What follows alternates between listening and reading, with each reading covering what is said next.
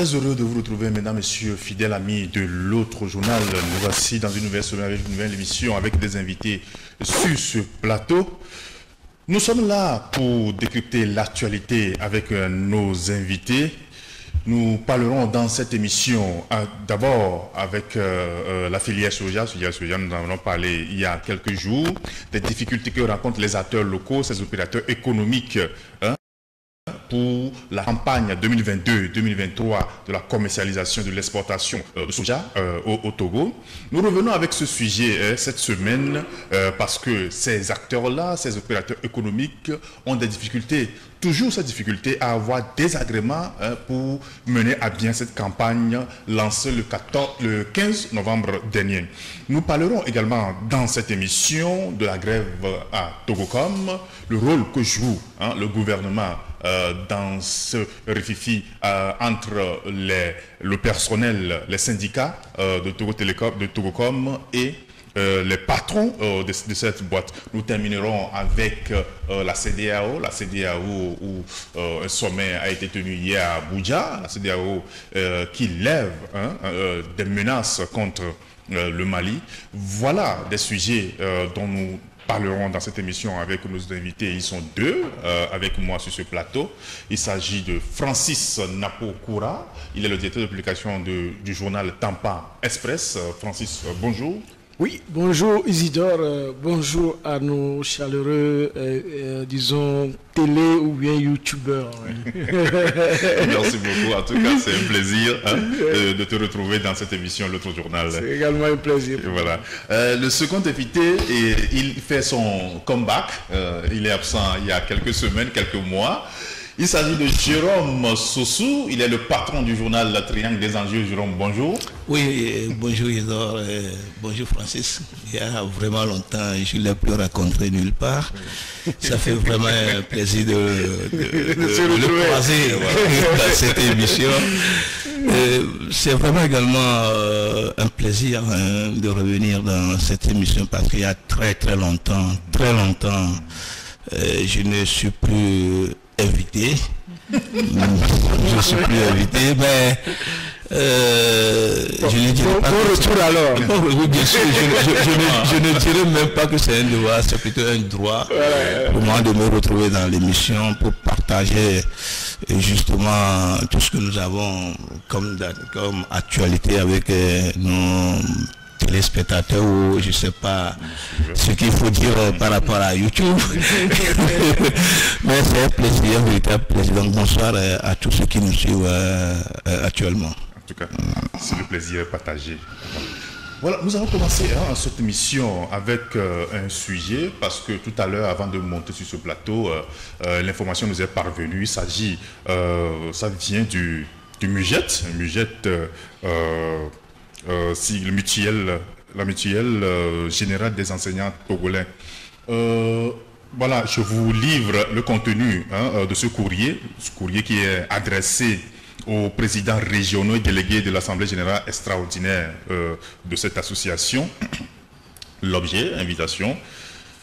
Nous avons l'honneur de porter à votre connaissance que la mutuelle générale des enseignants du Togo organise le 17 décembre 2022 une assemblée générale extraordinaire à son hôtel, sise au quartier d'Idjolé à Lomé.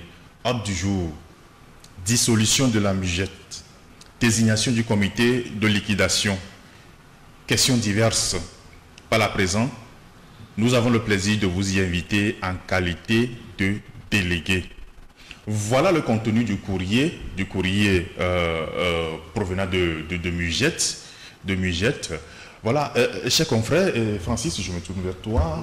Il y a depuis quelques mois que nous avons vent de ce qui ne va pas dans cette mutuelle dédiée aux enseignants.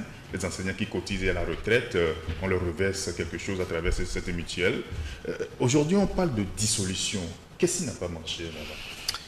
Oui, vous savez, cette invitation à l'Assemblée générale adressée aux membres pour la dissolution de la MUGET, ça pose problème. Et je crois, je pense que c'est le regretté ministre Agbeti Afa qui doit tourner plusieurs fois dans son tombe, parce que c'était à son époque que la MUGET avait été mise sur pied, donc une mutuelle des enseignants où cotisent, n'est-ce pas, des enseignants, on leur fait des prélèvements depuis la banque, parce que chaque mutualiste communique son numéro de compte à la MUGET, qui envoie à une banque qui le prélève à la source, et ces sous sont versés à la MUGET. Donc, avec ce que vous connaissez, le sport habituel au Togo, la mauvaise gouvernance, donc cette mutuelle a commencé par avoir des problèmes au point où, même quand les gens sont dans des problèmes, ils veulent du soutien, la mutuelle ne peut pas verser. Quand les gens veulent faire des crédits, difficile de leur faire des crédits, les gens vont à la retraite, surtout c'est ça. C'est avec ça d'abord que les gens commencent la retraite avant que, disons, l'allocation de retraite au niveau de la caisse ne sorte. Donc au moins les gens roulent sur ça en attendant.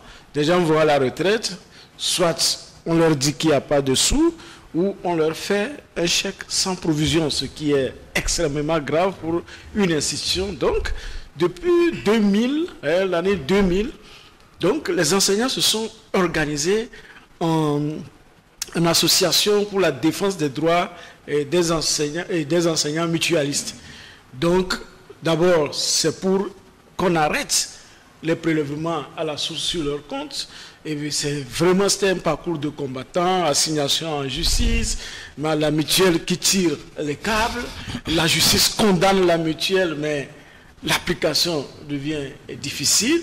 Et voilà, aujourd'hui, on constate ensemble qu'il y a une assemblée générale qui va se tenir et pour normalement ça devait être deux à l'ordre du jour, ça devait être 2 points, le divers, je ne sais pas d'où, c'est parce qu'une assemblée générale extraordinaire, les choses sont claires. Donc dissolution, désignation de liquidateurs. Donc voilà où ils en sont, mais je dis que c'est un regret parce que la MUGET devait continuer peut-être même en renforçant ses capacités, ses investissements. Vous avez vu l'hôtel de la MUGET qui se trouve à Didjolé, c'est dans le coin de, disons, la ruelle de la pharmacie Didjolé.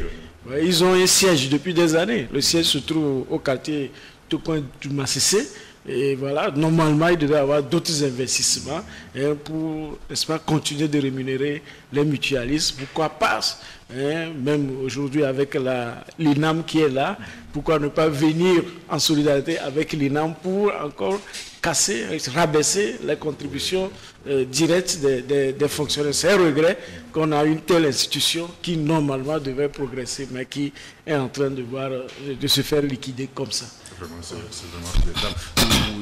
Jérôme, on dirait que le calvaire des enseignants, la fin, c'est pas pour demain. Oui, comme d'habitude, moi j'ai aujourd'hui plus de 50 ans. Mon papa était enseignant, il a été instituteur de classe exceptionnelle. Il fut directeur d'école. Il n'a jamais connu le plaisir par rapport au métier qu'il a choisi de faire. Mais c'est dans cette galère qui nous a quand même élevés jusqu'à ce qu'il ne meure il y a 10 ans de cela. Et donc, si mon papa n'a pas véritablement bénéficié du travail qu'il a fait, et que le travail qu'il a fait ne l'a pas véritablement nourri, ce n'est pas en tout cas les enseignants d'aujourd'hui qui vont se dire qu'ils vont trouver du plaisir dans ce qu'ils font. Surtout que quand on va à la retraite, c'est là où même commence le calvaire. Or ailleurs, lorsqu'un enseignant ou un travailleur part pour la retraite, il va se réjouir, il va se dire que finalement, il va se reposer, il va profiter du fruit de son travail. Mais malheureusement au Togo, quand on va à la retraite, c'est maintenant que le calvaire commence et vous allez voir que la plupart du temps, vous allez trouver ces retraités au niveau du port autonome qui deviennent des agents de sécurité. Vous allez les trouver devant les hôtels ou devant les maisons de plusieurs maîtresses de nos, je ne sais pas quoi dire, des maîtresses de la République, en train de quand même de se dire que ce sont eux leurs gardiens qui les protègent. On travaille à plus de 60 ans. C'est maintenant qu'on recommence un travail. C'est maintenant qu'on recommence. C'est dommage. Et dans ce cas précis, on dit que les retraités n'arrivent pas quand même à rentrer dans leurs droits. Ils n'arrivent pas, ce qui eux-mêmes ils ont cotisé, ils n'arrivent pas à rentrer dedans. C'est dommageable. Et je me dis que véritablement, où va ce pays? Où est-ce qu'on va? Qu'est-ce qu'on veut véritablement réserver aux progénitures de générations futures. Des générations futures. C'est un pays qui a ça, hein. C'est un corps de métier qui sont... Mais tout à fait, c'est le pays. Ce corps de métier se trouve haut, sur la terre de nos aïeux, dans le pays. Quand la tête n'est pas bonne, ce n'est pas la queue qui sera, en tout cas... non, mais quand il parle du pays, c'est tout à fait... Non, quand vous voyez comment les responsables des institutions, tout ça là, sont désignés, quand vous le voyez, et que avec cette lenteur, je dis depuis 2020, que des enseignants se sont constitués en association, la justice décide, mais la MUGET continue. C'est-à-dire que les dirigeants de la MUGET ne veulent pas entendre de leur oreille ce qui est en train de se passer. Ils ne respectent rien. C'est quel pays? S'il n'y a pas un laisser-aller quelque part, ça c'est la justice et des corporations. Alors qu'on a dit que c'est des cotisations des membres. Les gens ont cotisé dans une progression que voilà, à la retraite, je vais toucher tel chèque. Et quand je touche le chèque, je commence par faire peut-être une activité, pas aller devenir gardien chez quelqu'un et aller rester au port. C'est-à-dire que c'est ça. Et puis beaucoup d'enseignants, beaucoup ont en tête que quand je finis, je prends mon chèque, je vais, c'est en ce moment que je vais au village pour aller faire une maisonnette, d'accord, et avec la pension qui va suivre après, je peux continuer ma vie. Mais voilà qu'on les empêche de faire ce retour-là. Donc tout le monde reste, donc on ne peut que rentrer dans des emplois précaires. Ici, c'est des cotisations. On le dit à la mutuelle, à la caisse nationale de sécurité sociale et à la caisse de retraite. Tout ça doit être revu, la gestion. Parce que les gens ont cotisé, mais vous allez à la retraite, c'est le tiers. Si c'est dans le privé, et c'est, je crois, 80% ou 75% quand c'est des fonctionnaires. Vous imaginez, vous avez un salaire de 100 000, on doit vous verser le tiers. Ça fait 30 et quelques mille, ça ne vaut rien. Mais vous voyez, vous allez parfois à la banque ou à la caisse d'épargne. Bon, et aujourd'hui, la caisse d'épargne n'est plus. Dans les microfinances où certains retraités ont domicilié leur revenu, vous allez, parfois des gens, c'est 3 000. J'ai suivi même pour une dame, Elsa, c'est la pension de son mari, ou je sais pas, le veuvage, chose, et à peine 2500 ou 3000 par mois. Et elle est à Sokodé.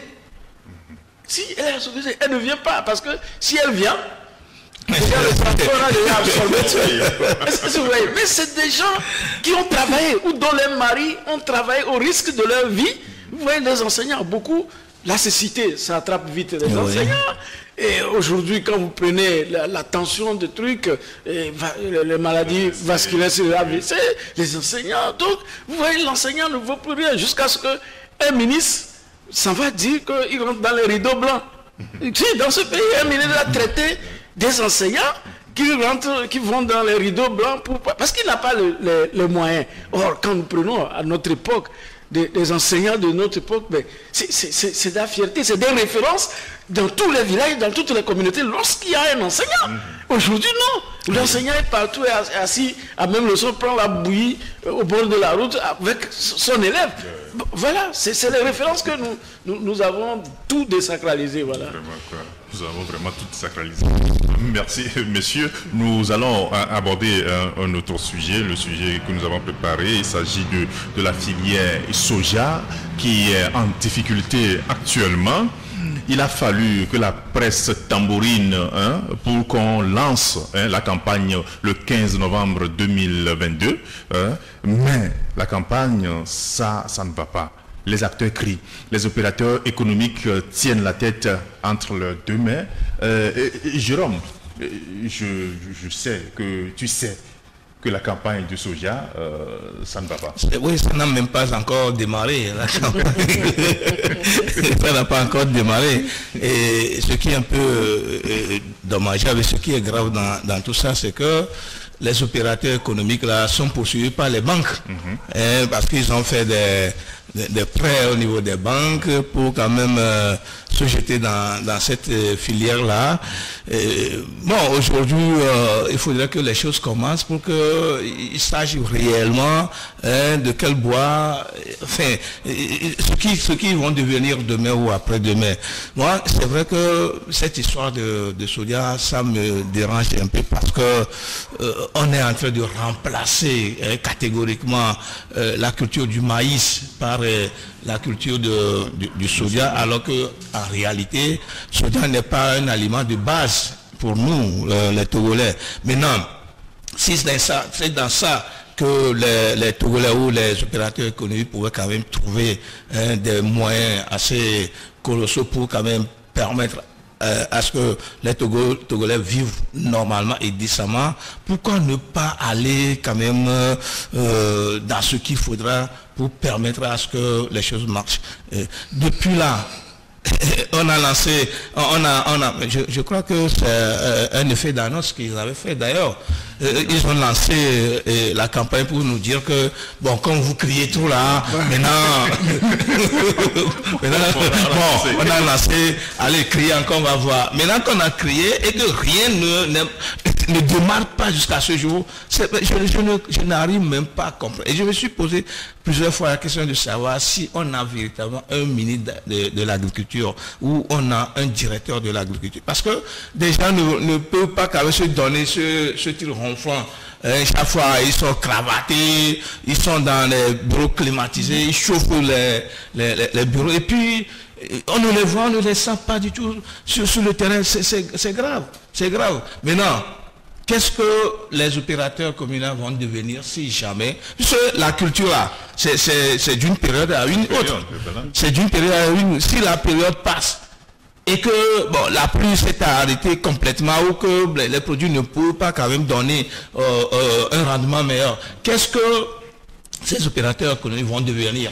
Et l'argent qu'ils ont prêté au niveau de la banque ne va pas attendre que les fruits produisent normalement avant de prendre leur saut. C'est d'ailleurs pourquoi ils crient aujourd'hui. C'est pour ça que la banque est en train quand même de les culotter. C'est ce qui fait d'ailleurs que les opérateurs économiques là n'arrivent plus à dormir. Ils crient. Mais ils crient, mais et leur cri là tombe toujours dans les oreilles des sourds. Mais c'est grave pour ce pays, dans tous les cas. Dans tous les cas, c'est véritablement grave. Et puis bon, je ne sais pas si ce que nous sommes en train de dire aujourd'hui, ça va encore quand même les bousculer pour qu'ils sortent, pour qu'ils se débarrassent un peu de leur cravate et de leur veste, pour aller voir ce qui se passe véritablement sur le terrain. Ça serait quand même de l'intérêt pour tout le monde. Voilà, intérêt pour tout le monde. Oui, Francis, les gens, dans cette campagne lancée en novembre dernier, les gens ont le soja, les gens ont mis les productions dans les sacs, ils ont dans les véhicules, et les véhicules sont restés dans les fermes parce qu'ils n'ont pas d'agrément pour pouvoir commercialiser et exporter les produits. Et on dit quelque part, quelqu'un a bloqué quelque chose et il ne délivre pas les agréments aux agriculteurs. Oui. D'abord, un petit correctif par rapport à ce que Jérôme a dit. Bien sûr qu'il a renchéri en disant que le soja donne de l'argent aux paysans.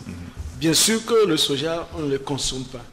En réalité, si nous sommes dans un schéma stratégique de production, on ne devait pas prendre le soja comme, disons, le produit principal. Le soja, mais malheureusement, aujourd'hui, c'est l'impression que ça donne. Voilà, c'est ce que je dis. C'est parce que les gens n'ont pas... on n'a pas bien structuré la production.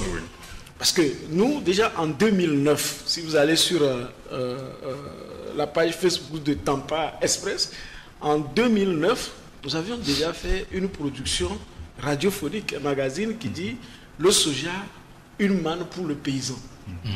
Et lorsque nous avons défini la production du soja, qui est une plante azotée qui doit venir même fertiliser le sol, donner de la nourriture au sol, le soja est semé vers la fin de la période, disons, de la fin des pluies.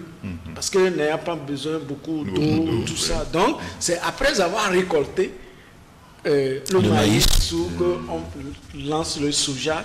Et pour, voilà. Mais, comme il a dit également, c'est une manne parce que avec le soja, il y a 5 ans, en 5 ans, on a vu des jeunes qui se sont mis dans la filière et ils ont beaucoup investi, ils reçoivent des investissements étrangers directs. Il a dit tout à l'heure des crédits bancaires qui sont accordés par des microfinances ici et là aux gens, en particulier avant que l'État ne s'y mette.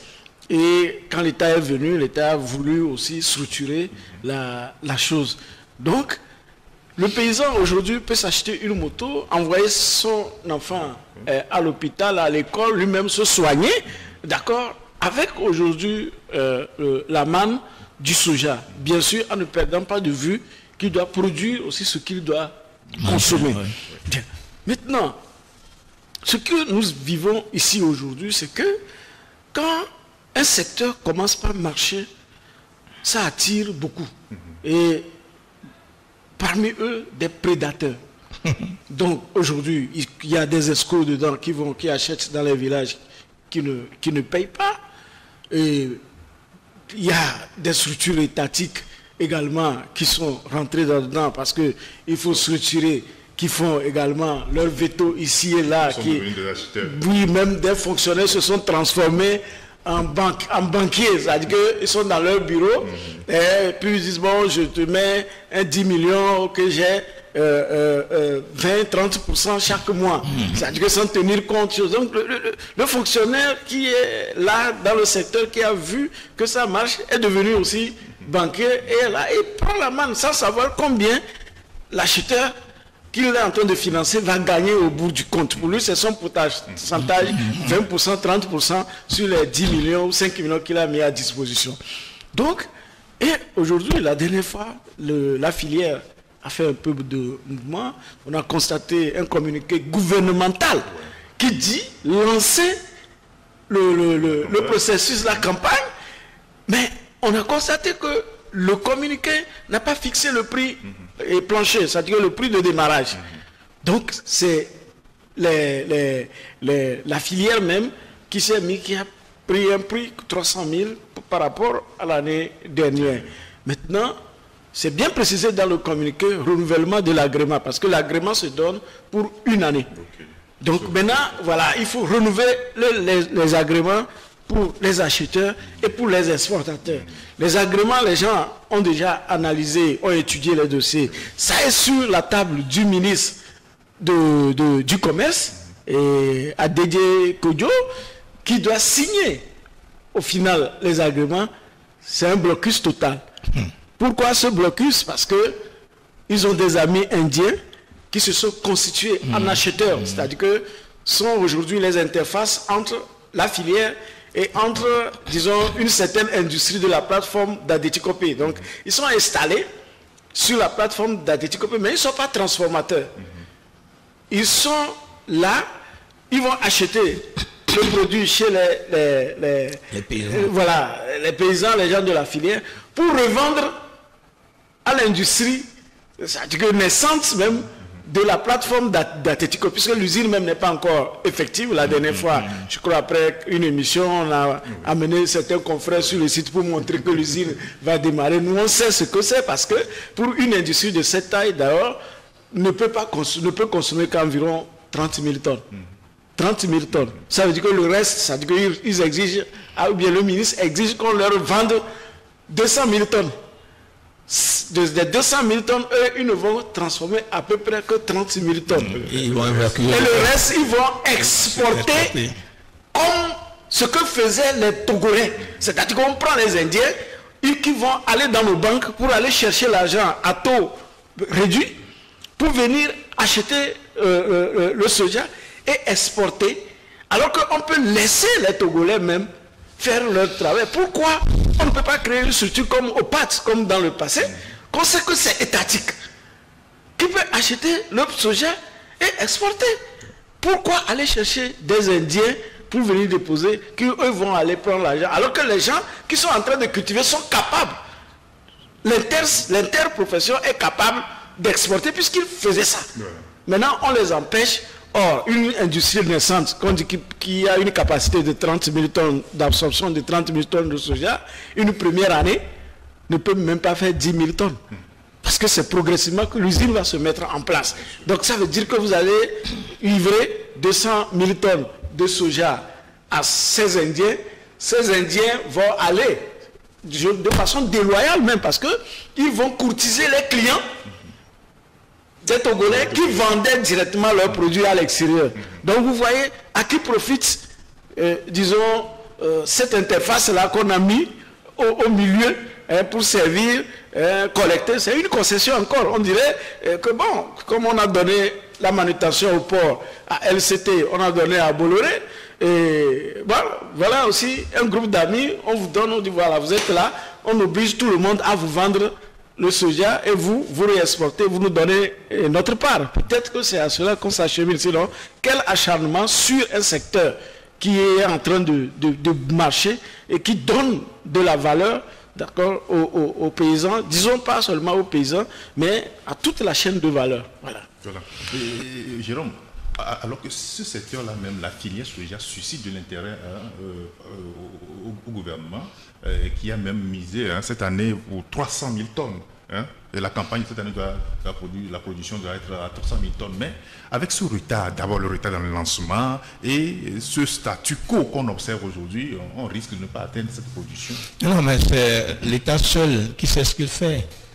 Parce que si il s'est donné ce chiffre-là à atteindre, c'est-à-dire 300 000 tonnes, et que l'État se dit qu'il va mettre en place une usine de transformation, il a fait sa projection. Maintenant, si on a fait la projection et on met tout en stand-by et on ne veut rien faire, tout dépend de l'État. Cela veut dire que c'est lui seul qui sait là où il va, c'est lui seul qui sait l'objectif qu'il veut atteindre. Ou alors, l'État n'est pas capable de le faire, l'État fait des annonces, des effets d'annonce, l'État est en train de lancer le dé pour voir comment vont réagir les acteurs. Et puis, ce n'est pas, en tout cas, à mon avis, quelque chose de bien. Si en réalité, l'État se dit quelqu'un de sérieux, quelqu'un d'objectif, je crois que fixer ce chiffre-là à 300 000 tonnes, je crois que l'État devait quand même commencer par mettre les pliants en place pour atteindre cet objectif. Et si malheureusement jusqu'à ce jour, on n'a encore rien démarré, cela veut dire que l'État ne veut rien faire. L'État ne veut rien faire. Et à mon avis, je crois que les acteurs quand même devraient se souder les coudes pour faire bousculer un peu l'État. Maintenant, s'ils veulent être amorphes et attendre, je crois que ce sont eux qui seront les perdants. Et la banque ne va pas leur pardonner ça. Ça, c'est une réalité. Non, le problème qui se pose, vous voyez, il y a une poids de mesures dans toutes ces mesures.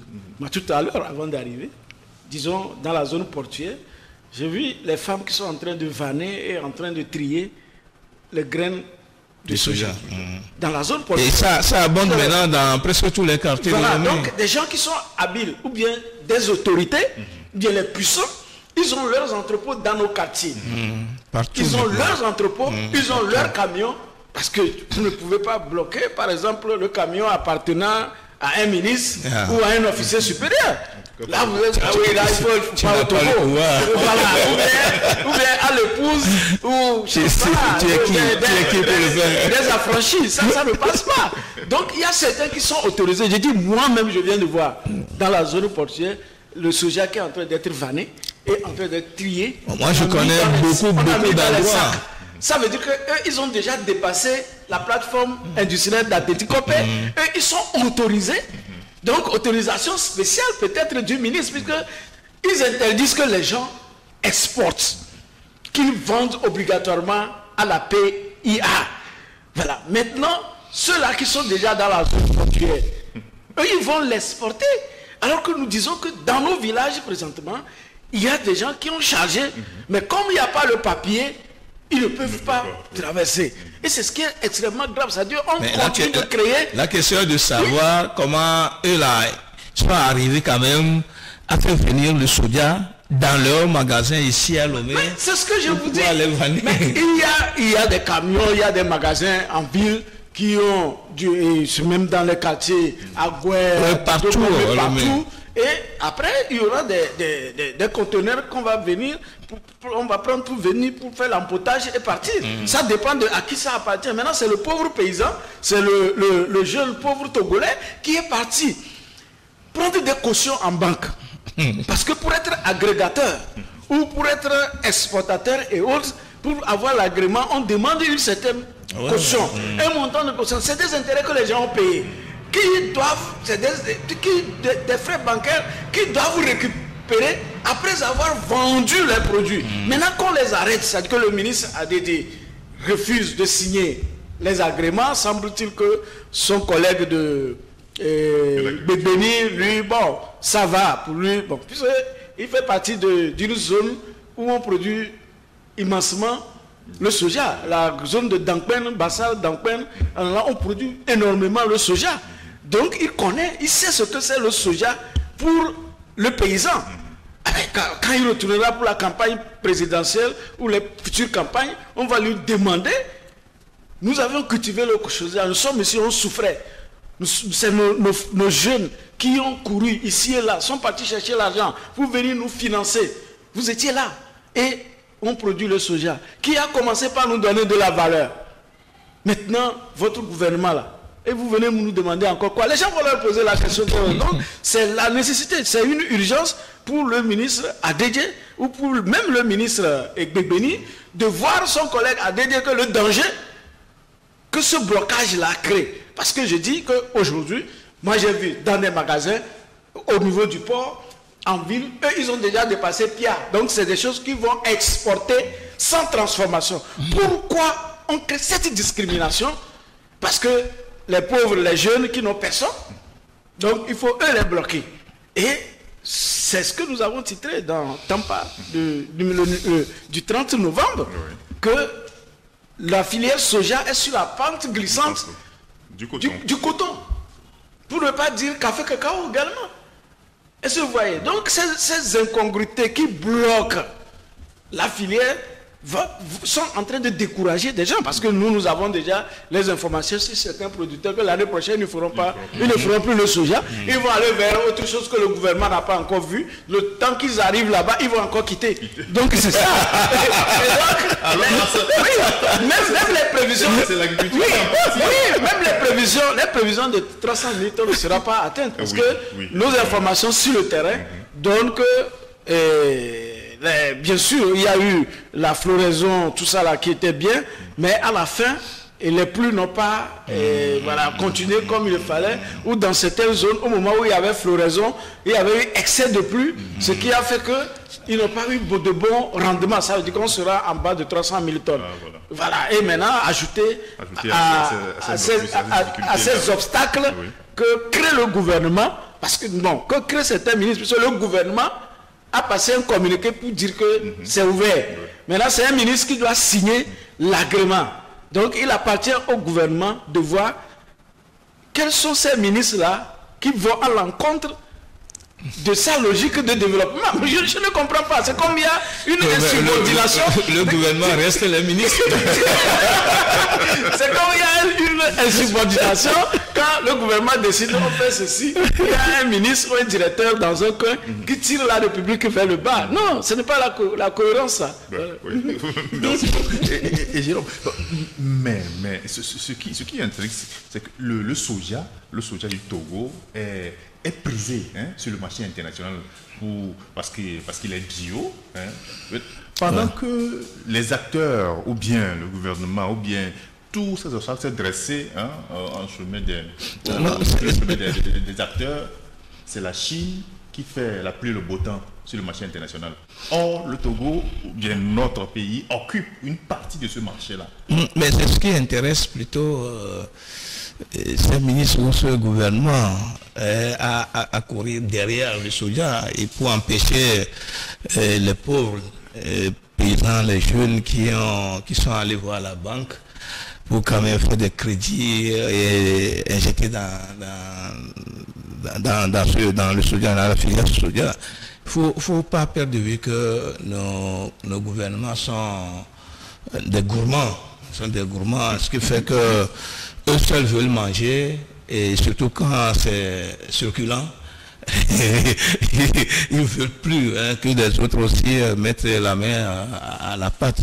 C'est un peu dommageable parce que en réalité cette façon de faire là ne peut pas faire progresser le pays. Pour qu'un pays soit développé, il faudrait que chaque secteur soit quand même libre de faire ce qu'il pense pour quand même apporter sa pierre à l'édification du pays.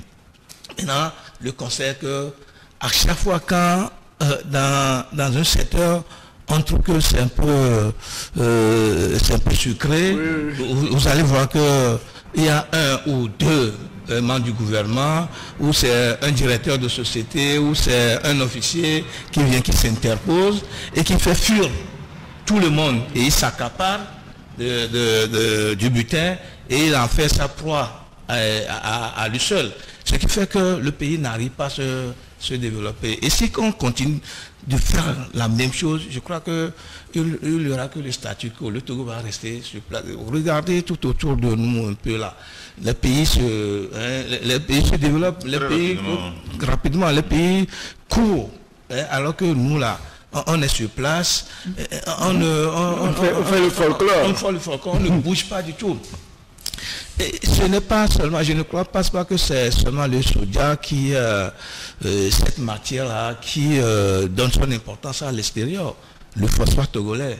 Et voilà que ce secteur-là, il n'y a que la faillite.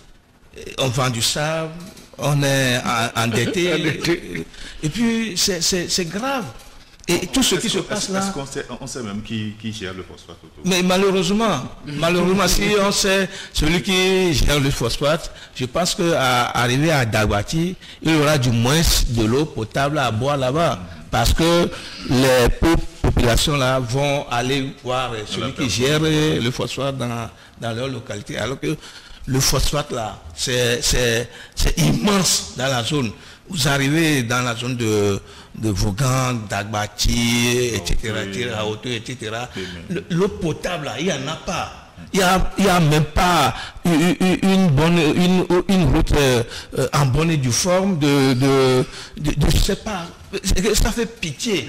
Et on continue de ne pas gouverner le pays dans ce sens-là, alors que des gens n'ont pas honte.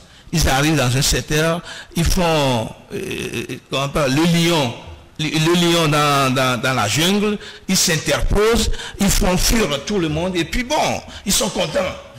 Ils sont contents, très joyeux. Et je ne sais pas ce qu'ils vont faire avec l'argent lorsqu'ils vont mourir.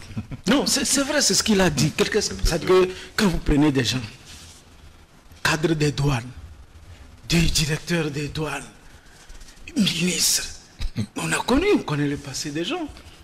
Mais quand on vous parle de leur réalisation, pas seulement au Togo, à l'extérieur du pays, comment ils ont délocalisé même leur famille. Mais puis, pour des trucs que des paysans sont arrivés à 100 ans, c'est-à-dire des gens venus de nulle part. Vous n'avez pas participé Ils ont construit la filière. Ils ont construit la filière.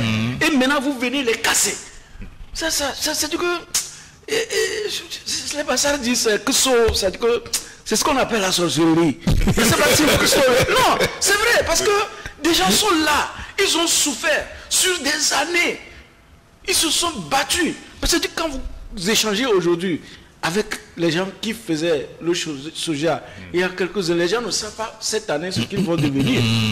Les gens ne savent pas ce qu'ils vont devenir. Même l'année dernière, ils ont eu à négocier des prix avec des paysans, en finançant les paysans. Mais lorsque les gens, avec l'argent du blanchiment, sont venus rentrer dedans, le prix a changé. D'autres n'ont pas pu collecter le soja. Ils étaient tombés en faillite. Donc c'est le pays, c'est la jeunesse du pays qui se détruit. J'avais vu, la dernière fois nous avons parlé du tilapia qui est importé pour détruire le poisson carpe qui est fait localement. Ça aussi c'est une filière que des anonymes ont porté sur leur épaule jusqu'à arriver à un niveau. Quand vous voyez les grandes personnalités, quand ils ont funérailles, ils appellent Nambeto, envoie-moi poisson. Quand ils ont fait, envoie-moi poisson. Ils ne mangent pas ce qu'ils ramènent de la Chine pour intoxiquer les gens. Mais ils font même des demandes. Ils demandent cadeau. Ils ne veulent pas acheter. Ils ne payent pas. Nous, quand on cherche le poisson, là, on achète. Mais ils n'achètent pas. Ils veulent la facilité, mais ils bloquent le secteur. Nous avons aujourd'hui le café cacao qui ne marche pas. Tous ces ministres qui bombent les tosses. Allez prendre un village. Choisissez 10 paysans en disant je fais 10 petits producteurs de café cacao dans mon village ou bien dans ce village même qui n'est pas le mien. Vous n'avez pas besoin même d'être de là. Ou même allez même dans votre zone là où vous dites que vous êtes grand, vous bombez les tosses, quand vous venez tout le monde vient, on s'agenouille pour vous saluer. Non, allez là-bas, demandez aux gens, montrez-nous vos terres. Ok, 3 hectares, 2 hectares. Voilà, ça fait petit producteur, c'est un champ familial. Ok, vous avez besoin de quoi? On sait qu'on doit arranger ça, on doit faire ci, on doit faire ça, on doit planter. Que le paysan, pendant ce temps, pour entretenir son champ, il faut manger. Parce que le champ de café cacao, ce n'est pas 2 jours. C'est 3 ans, 4 ans. Et sinon 5 ans. Donc, en 5 ans, je fais de mon village des producteurs. Et d'autres dans leur zone disent que, ok, je fais en 5 ans ou telle de relance du coton. Mais des gens ont des milliards, ils enterrent. Ils ne veulent pas dépenser, ils viennent encore saturer le peu qui est sur le terrain. Ce n'est pas normal, on ne peut pas développer. Se développer, regardez dans nos villages. Vous voyez les toits là, tous les toits sont rouges. Au sud, quand vous quittez Lomé jusqu'à Atakpamé, regardez Atakpamé, une ville coloniale. Vous voyez tous les toits là datent de l'époque là, rouge. Quand vous allez à Djama, vous allez à Nyanya, des trucs comme ça, c'est ce que vous voyez. Parce que les gens n'ont plus eu l'argent pour rénover. Mais c'est le moment, avec certaines filières, des gens vont aller prendre des villages pour dire, ok, moi, je me suis accaparé des hectares, 100 hectares, c'est que les gens en ont 200, 300 hectares. Ils ont acheté jusqu'au cimetière, au village, au fétiche des gens. Oui, je viens, je scinde, je dis, ok, le paysan et mes frères, venez, je vous donne 3 lots, je vous donne 3 hectares et 4 hectares, ok, je vous donne les moyens cultivés. Après, moi-même, je viens même racheter. C'est ça qu'on veut. Et non que les gens restent. Lorsque le secteur commence par marcher, on vient, on se pose. Il y a d'autres choses qu'on doit cultiver également. Il n'y a pas que le soja. Il y a d'autres choses. Donc, c'est un travail que des gens doivent mettre en tête que pour se développer, ce n'est pas seulement se focalisant sur un seul secteur. Tous les secteurs doivent pouvoir marcher. C'est par rapport à ça que le pays et l'émergence dont on parle peut aller. Parce qu'il faut travailler, il faut produire. Sans la production, on ne peut jamais bouger, décoller. Oui. Vraiment. Oui, avis aux décideurs, les producteurs de soja, les opérateurs économiques, les acteurs locaux vous disent pardon, c'est-à-dire libérer le secteur, libérer la filière pour qu'ils puissent rentrer dans leur fonds, payer les banques et puissent dormir tranquille avec leur famille. Voilà, merci messieurs.